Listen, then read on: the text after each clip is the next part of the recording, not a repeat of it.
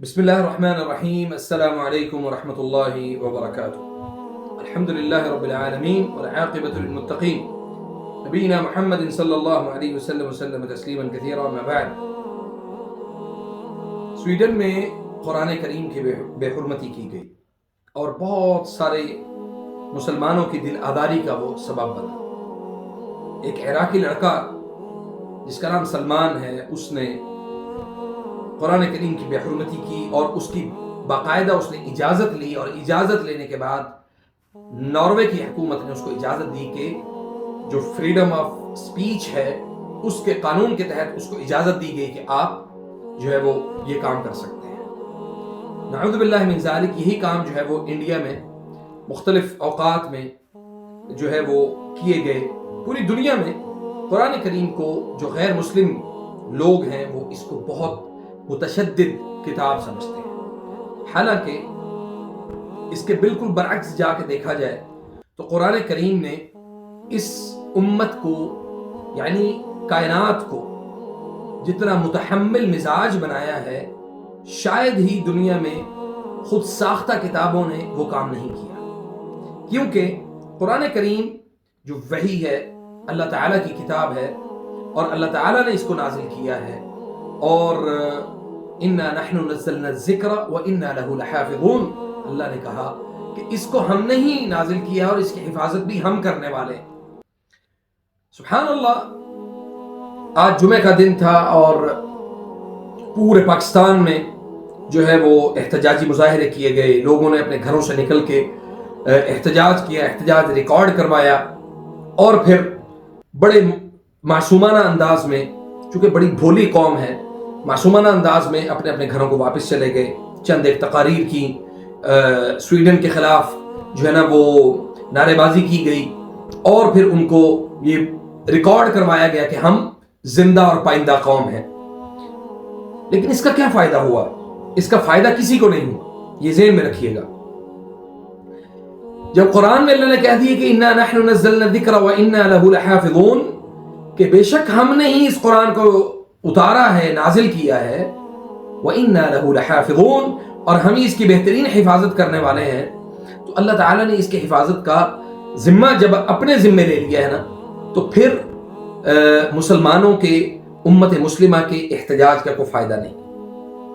امت مسلمہ کا احتجاج اس بات میں کرنا چاہیے تھا کہ کائنات کے اندر مسلمان جتنے بھی موجود ہیں پوری دنیا میں، کیا وہ قرآن کریم کی جو بتائے ہوئے راستے ہیں اس کے اوپر عمل کر رہے ہیں؟ اگر کوئی عمل نہیں کر رہا تو اس کے اوپر احتجاج کریں. قرآن کریم کے راستے کو نہیں اپنایا، اس کے اوپر احتجاج کریں. اللہ اور اللہ کے رسول صلی اللہ علیہ وسلم کے طریقے کو اختیار نہیں کیا گیا، اس کے اوپر احتجاج کریں. اللہ اور اللہ کے رسول کے احکامات کو نظر انداز کر دیا گیا، اس کے اوپر احتجاج کریں. افسوس کے ساتھ یہ بات کہنی پڑتی ہے کہ قرآن کریم ایک وراثتی کتاب کے طور پہ ہمارے معاشرے میں جو ہے نا وہ اس وقت پڑھی اور سنی جاتی ہے. صبح اٹھیں گے قرآن لگا لیں گے، لیکن معلوم نہیں ہے کہ قرآن میں ہم نے کیا جو پیغام ہے وہ کیا لگایا ہے. میں کل ایک جگہ پہ بیٹھا ہوا تھا، میں یہ بات کر رہا تھا کہ سورۃ الحجرات جو ہے یہ آپ کو سوسائٹی میں معاشرتی امن کی ضمانت ہے. سورۃ الحجرات، کبھی آپ سورۃ الحجرات کو اٹھا کے دیکھیں، جس میں اللہ رب العزت نے فرمایا ہے کہ وَلَا تَجَسَّسُوا وَلَا يَغْتَبْ بَعْضُكُمْ بَعْضًا أَيُحِبُّ أَحَدُكُمْ أَن يَأْكُلَ لَحْمَ أَخِيهِ مَيْتًا فَكَرِهْتُمُوهُ وَاتَّقُوا اللَّهَ. تم جاسوسی نہ کرو. اب جاسوسی اس وقت پاکستان میں سب سے زیادہ جاسوسی کا کام ہو رہا ہے. وَلَا يَغْتَبْ بَعْضُكُمْ بَعْضًا، سیاستدان ایک دوسرے کے اوپر طعن و تشنیع کر رہے ہیں، ایک دوسرے کے بغض میں مبتلا ہے، ایک دوسرے سے حسد کرتے ہیں. اور پھر اللہ نے کیا فرمایا؟ اَيُحِبُّ أَحَدُكُمْ، کیا تم میں سے کوئی یہ چاہتا ہے یا اس بات سے محبت کرتا ہے أَن يَأْكُلَ لَحْمَ أَخِيهِ مَيْتًا فَكَرِهْتُمُوهُ، کہ تم اپنے بھائی کا گوشت کھاؤ، یقیناً تمہیں اس سے کراہت ہو. یعنی مردہ بھائی کا گوشت کھانا یہ کتنا بڑا جرم ہے، بلکہ کوئی کھا ہی نہیں سکتا، اس سے کراہت کریں گے ہم، یہ اس کے برابر کہا. لیکن آج آپ دیکھیں کہ کیا قرآن کریم کی اس آیت کا مفہوم سمجھ کے ہمارے حکمران ہوں، سیاستدان ہوں، ہمارے جو ہے وہ چودھری صاحبان ہوں، ہمارے ایم پی ایز اور ایم این ایز ہوں، ہمارے تاجر برادری ہو، الغرض معاشرے میں، سوسائٹی میں بیٹھے ہوئے جتنے افراد ہیں جو صاحب ثروت اور صاحب حیثیت ہیں، کیا وہ غیبت اور چغلی کے بغیر اپنے کام کو چلا سکتے ہیں؟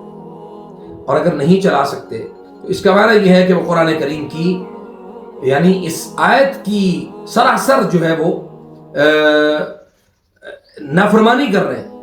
اور پھر بہت ساری ان الشرک لظلم عظیم ولا تشرکوا، اور یعنی تم شرک نہ کرو۔ اللہ نے یہ فرمایا کہ ان الشرک لظلم عظیم، شرک بہت بڑا ظلم ہے، بہت بڑا جو ہے نا وہ یعنی شرک جو ہے بہت بڑا گناہ ہے۔ تو ہم بطور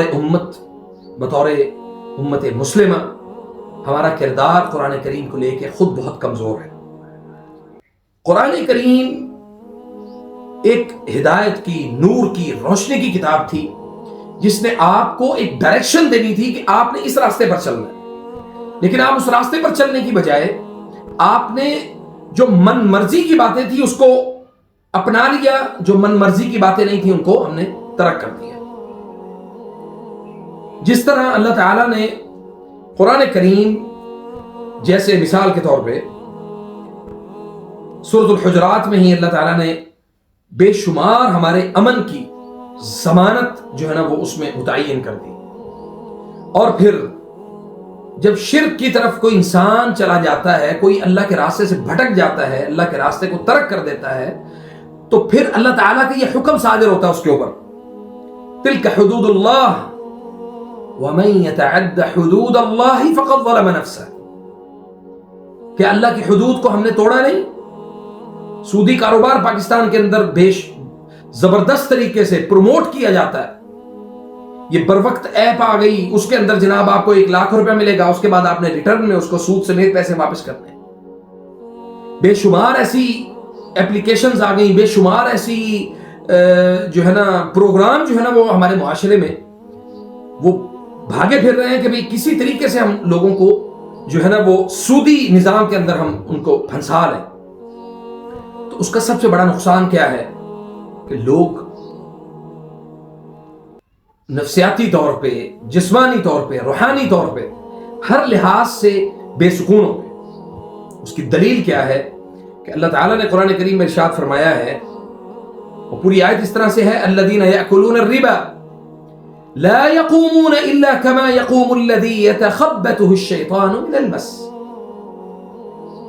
تو جو سود کھانے والے لوگ ہیں وہ خبطی ہیں، عقلی طور پہ، جسمانی طور پہ، روحانی طور پہ، ہر لحاظ سے اللہ نے ان کو مخبوط الحواس کر دیا، فیصلے نہیں کر پاتے، اپنی سوسائٹی میں کھڑے نہیں ہو پاتے، لوگوں کا سامنا نہیں کر پاتے، بزدل ہو جاتے ہیں، خوف کرتے ہیں، لوگوں کے سامنے جو ہے نا وہ آنے سے گریز کرتے ہیں۔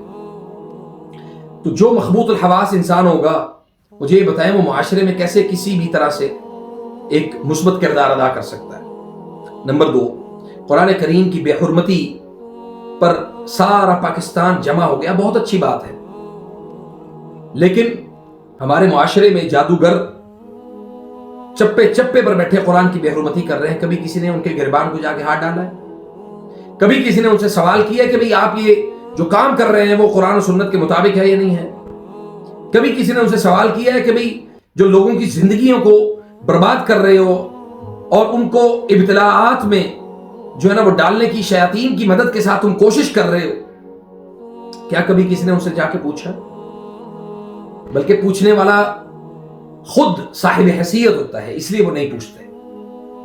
اور پھر پوچھنا تو درکنار ہمیں خوف اس بات کا ہوتا ہے کہ یہ جادوگر ہمارے اوپر کوئی الٹا کام نہ کر دے جس سے ہم جو ہے نا وہ زیادہ تکلیف اور زیادہ مصیبت میں نہ پڑ جائیں۔ قرآن کریم کی بے حرمتی ہوتی ہے، تکلیف ہوتی ہے، یقیناً نبی صلی اللہ علیہ وسلم کی ذات اقدس کے متعلق جب برے الفاظ، برے القابات استعمال کیے جاتے ہیں ہمیں تکلیف ہوتی ہے، بطور امت مسلمہ ہمیں تکلیف ہوتی ہے، لیکن آج ہمارا اپنا کردار جو ہے وہ اسلام کے لیے کیا ہے، یہ اپنے آپ سے سوال کریں، اپنے آپ سے سوال کریں کہ ہم بطور امت مسلمہ ہمارا امت کے لیے کیا کردار ہے، ہم اپنی سوسائٹی کو کیا سرو کر رہے ہیں، لوگوں کے لیے، معاشرے کے لیے، اللہ کے دین کے لیے ہم نے کیا کام کیے۔ جب آپ کو اس چیز کا اندازہ ہوگا یا اس چیز کا آپ کو کانفیڈنس ہوگا، آپ کو یہ پتہ ہوگا، اعتماد، آپ کا یقین مضبوط ہوگا کہ میں نے اس سوسائٹی کو اللہ کے فضل و کرم سے قرآن کریم کی طرف لے کے آیا۔ نبی صلی اللہ علیہ وسلم نے فرمایا خیرکم من تعلم القرآن وعلمہ۔ ہماری اہل قرآن کے ساتھ محبت کیا ہے؟ اہل قرآن کے ساتھ ہماری محبت یہ ہے کہ امام مسجد کو ہم 15,000 روپے تنخواہ دیں اور مہینے کے بعد وہ بیچارہ مانگتا پھرے۔ 15,000 روپے میں کس کا گزارا ہے آج کل؟ سخت باتیں ہیں، کڑوی باتیں۔ قاری صاحب جو ہے نا وہ سائیکل پر آتے ہیں اور ہم ان کو جو ایک چائے کا کپ دیتے ہیں، وہ ہمارے بچوں کو پڑھا کے چلے جاتے ہیں۔ عید اور شبرات پہ ایک سوٹ دے کے ان کو، یعنی مسکین ہم نے سمجھ رکھا ہے قاری صاحب کو۔ جو قاری القرآن ہے وہ آپ کی اولاد، آپ کی نسلوں سے، آپ کے بڑے بڑے ڈاکٹروں سے زیادہ جو ہے نا وہ اللہ کی نظروں میں عزت دار انسان ہے۔ لیکن ہمارے معاشرے میں صرف اس لیے ان کو گھر بلایا جاتا ہے کہ قاری صاحب قرآن خوانی کے لیے آ جائیں، ہمارے گھر میں جو ہے نا وہ قرآن آ کے پڑھ جائیں۔ قرآن کریم کا جو قاری ہے وہ بہت اللہ کے قریب ہے، وہ اللہ کی کتاب کو، اللہ کے کلام کی تلاوت کر کے آپ کو سناتا ہے اور پڑھتا ہے۔ لیکن ہم نے قاریوں کی عزت اور توقیر جو ہے وہ مٹی میں ملا دی۔ اللہ نے صلی اللہ علیہ ذلہ، اللہ نے ایسی امت کے اوپر ذلت مسلط کر دی۔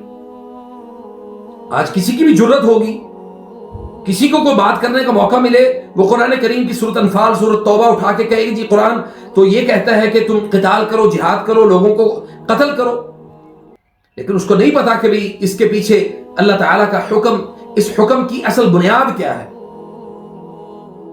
جب اللہ خود کہتا ہے کہ ان اللہ لا يحب الظالمین، اللہ ظلم کرنے والوں کو پسند نہیں کرتا، تو اللہ خود کیسے ظلم کرے؟ اللہ ظلم نہیں کرتا، اللہ اپنے بندوں سے محبت کرتا ہے۔ اور جب تک ہم قرآن کو پڑھیں گے نہیں، سمجھیں گے نہیں، تب تک قرآن کی بے حرمتی جو ہے نا یہ پوری دنیا میں ہوتی رہے گی۔ اس قرآن کی وجہ سے اللہ نے قوموں کو جو ہے نا عروج دیا ہے، اور اسی وجہ سے اللہ نے قوموں کو زوال دیا ہے۔ اس سے پہلے کہ اس قوم کو مزید زوال کی طرف دھکیلا جائے اور اس کو تباہ و برباد کیا جائے، قرآن کی طرف واپس آ جائیں، اللہ کے دستور، اللہ کے قرآن، اللہ کے قانون کو اپنا دستور اور اپنا قانون جو ہے نا وہ بنا لیں۔ اللہ کے فضل سے کبھی دنیا میں کسی کو جرت نہیں ہوگی کہ وہ قرآن کریم کی بے حرمتی کی طرف جو ہے نا وہ اپنے قدم بڑھائے۔ بہت شکریہ۔ السلام علیکم ورحمۃ اللہ وبرکاتہ۔